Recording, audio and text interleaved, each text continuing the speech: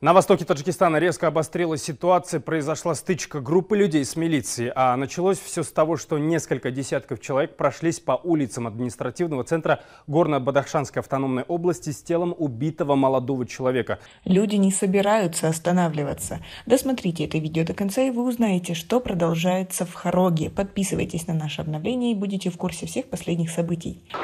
На востоке Таджикистана проходят стычки группы людей с милицией. Участники акции протеста требуют объяснить им причину убийства 29-летнего Гулбидина Зиёбекова. Митинг в центре Хорога, начавшийся вчера около полудня, продолжается и сегодня. Митингующие провели ночь на площади возле здания мэрии города. Председатель города Хорог Резона Зарзода в короткой телефонной беседе на вопрос, продолжается ли митинг сегодня, не дал конкретного ответа. Он лишь сообщил, что в городе обстановка спокойная. Все спокойно, не беспокойтесь. Люди заняты своими делами. Мэр Хорога также отметил, что город живет полноценной жизнью. Дети ходят в школу, студенты в университет, люди на работу.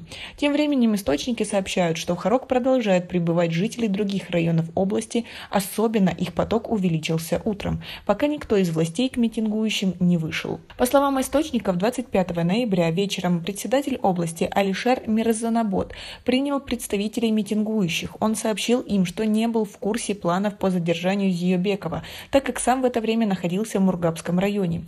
Источник из числа тех, кто встречался с главой ГБАО, отмечает, что он обещал в ближайшие 2-3 месяца провести расследование этого инцидента, а также по факту стрельбы на площади, в ходе которой погибли 2 человек и еще 6 были ранены. Мы не согласились с тем, что расследование будет проведено не сейчас. Нам уже известно, кто задерживал Гулбидина и кто открыл огонь в людей на площади. Это расследование не займет более 10 дней, поэтому мы категорически требуем ареста виновных и расследования инцидента, говорят представители митингующих. Требования митингующих, по данным источника, которые они намерены выдвинуть, таковы: рассмотреть в кратчайшие сроки дело по факту смерти Гулбидина Зиёбекова и тех, кто стрелял по мирным жителям, вывести 60-70% военных, находящихся на территории Хорога, и принять на службу на их место жителей области, расформировать межведомственный штаб по обеспечению порядка и законности, убрать блокпосты в Хороге, сменить председателя области, восстановить интернет-связь.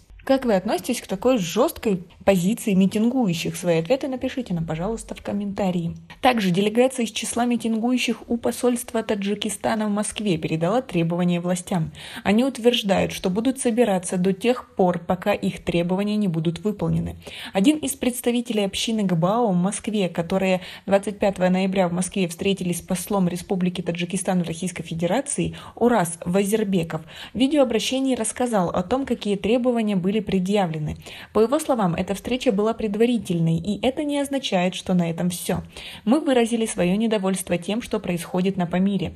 Гулбидина Зиёбекова убили намеренно. Мы дали время, чтобы люди, которые в этом участвовали, были арестованы и заключены в СИЗО.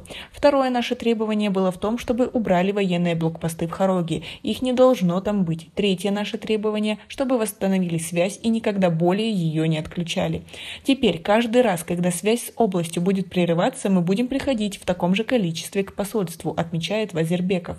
Также, по его словам, завтра будет дополнительное письменное требование, которое они предъявят послу. Вазирбеков утверждает, что посол обещал им донести их требования до правительства страны. Он также выразил благодарность российским властям за то, что митингующим дали возможность собраться и были с ними очень лояльны в часы митинга. Мы будем ждать, что нам ответят, но скажем одно, что мы не собираемся ждать выполнения обещаний 1 или 2 месяца, пока мы не получили ответы на свои вопросы, но мы будем спрашивать. Так уже больше не пойдет, надоело, отметил Вазирбеков. Между тем, как пишут в соцсетях, что планируется проведение митингов и в других странах мира, в том числе США и Европе. Как вы относитесь к такой ситуации? Ведь это действительно уже точка пика. Таджики больше не хотят терпеть этот произвол. Как вы думаете, долго ли осталось Рахмону? Свои ответы напишите нам, пожалуйста, в комментарии. У нас пока на этом все. Оцените наше видео подпиской и лайком. До скорой встречи.